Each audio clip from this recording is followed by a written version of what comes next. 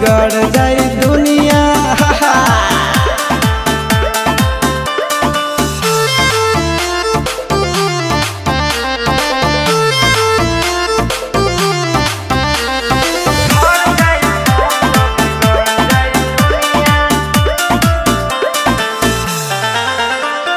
भले होई फांसी गइल बदमाशी छूटी ना काहे जानेला पर खंड जानू हमारो घमंड कबो टूटी ना।